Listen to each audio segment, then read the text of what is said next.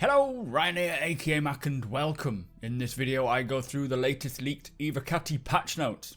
As always, a huge thank you to all of my patrons and channel members. Thank you guys so much for all the support. If you do enjoy my content and would like to help support even further, all the links are below in the description. Also, courtesy of one of my channel members, the Doctor, we do have a standalone RSI Mantis to give away.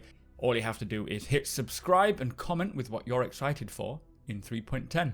So before we begin, I get all of my leaked information from the Star Citizen Leaks Discord channel, so a big shout out to those guys. I have provided the link to their Discord channel in the description should you want to check them out yourselves and get the leaks as soon as possible. So this latest patch is 3.10e, and it has a few more fixes for the build plus some new testing focus, so let's take a look. So the testing focus has increased, and alongside the ship flight in and out of atmosphere, the new UI, high-speed combat and turret gameplay, there is the new improved Origin M50, the electron damage and the associated weapons, and body dragging. Firstly, for body dragging, it says players can interact with dead or unconscious characters and move them around. While dragging, you can equip and use a one-handed weapon, be that a pistol or a knife. For the electron damage, this consists of energy, distortion and stun, and as the target is hit, they become charged, and then once hit again for the second time, it'll create an electronic detonation that can chain to nearby targets.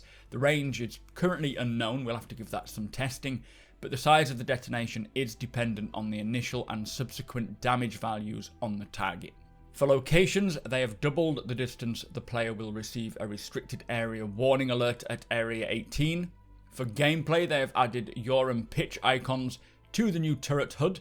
They've also done a UI visual pass for turret 3D heading and pitch tapes, and they have greatly increased the reward payouts for doing the Twitch Pachico missions, as well as mission rewards for ECN, bounty hunting and escort missions.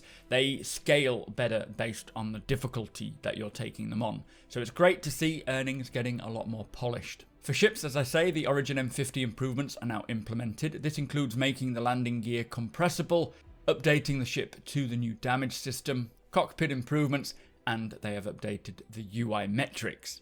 Be amazing to see how this flies in atmosphere. For weapons, they have increased the overheat threshold for sizes 5 to 9 on the Bearing M7A laser cannons. It's going to be nice seeing them sort of properly dial in the heat values and other values for ship weapons, so that all weapons are kind of more consistent across the board. It'll be nice when we get to that stage. Now for bug fixing, there is 14 bug fixes. One important one which was plaguing many Evocati testers only in the 3.10d patch was that at New Babbage's landing zone, only elevators 16, 18 and 19 were working. That is now fixed. All of the elevators should be working fine, which is great news. Other fixes include players should no longer get a 30,020 error or infinite loading screen when joining the PU. The pitch ladder on the ship UI should now conform to the horizon. Restricted areas around Lawville should now properly function. Turrets at underground facilities should now correctly fire upon players who attack them, and they should appear destroyed if the player actually destroys them, which is good. It's been a bit hit or miss of late. The Coda pistol barrel attachments should now appear attached properly, plus a few more. They've also fixed 3 client crashes and 1 server crash. Now there are still 24 known issues, which hopefully they'll be able to crunch through before live, we will see. But that was a very needed patch as players were getting stuck at New Babbage, which means anyone spawning there could not properly test the patch. It is a good sign as well that we are seeing other features getting implemented for testing focus, as this means that they are progressing with the already implemented features and feel confident to get more going.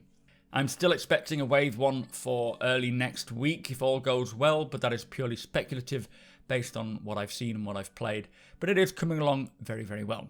But with that said, if you want to keep up with all of the latest leaks as they happen, make sure you hit that subscribe button and tick that notification bell so you know when my videos go live. I cover everything, including the news. Hit the like button if you're excited for 3.10, and come follow me over on twitch.tv/supermacbrothers Ryan. Come and hang out with us live on Twitch. I stream 4 days a week. Thank you to my patrons and channel members. Thank you for watching, and I will see you next time.